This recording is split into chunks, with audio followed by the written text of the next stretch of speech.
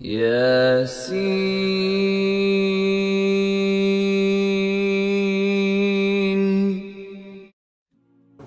So the Quran has left no loopholes, and the Quran also has not given the chance to someone or for someone to say, continue oppressing him because he will continue forgiving, no problem.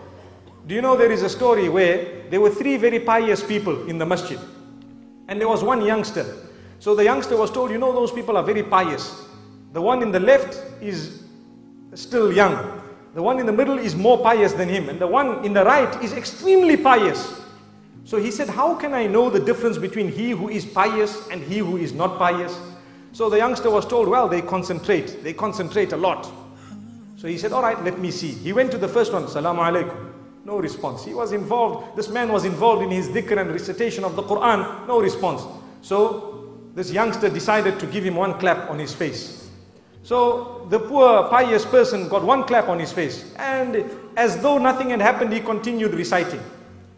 Now the man says, yes, truly these people are pious, and the sign of it is that they don't even notice what goes on around them. Let me go and see the one who's more pious than him. So he moved slightly to the right, and he greeted again, no response. He gave this man one solid clap. The man got up and says, is your hand okay, brother? Is your hand okay, brother?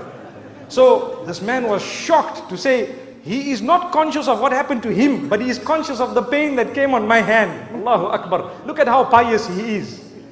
So now this is obviously teaching people how to forgive, isn't it? They didn't even discuss that it was a sin.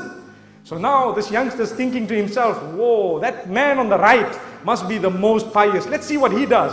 He went, he greeted him, again no response. He gave him one solid clap. That man got up and gave the youngster two claps. So the youngster says, but I thought you were the most pious. He says, someone somewhere needs to stop you clapping people. So this is why we need to study in Islam. We need to look at what is the best remedy for that particular situation. Sometimes you can forgive people, but if you continue forgiving them, who's going to stop that oppression?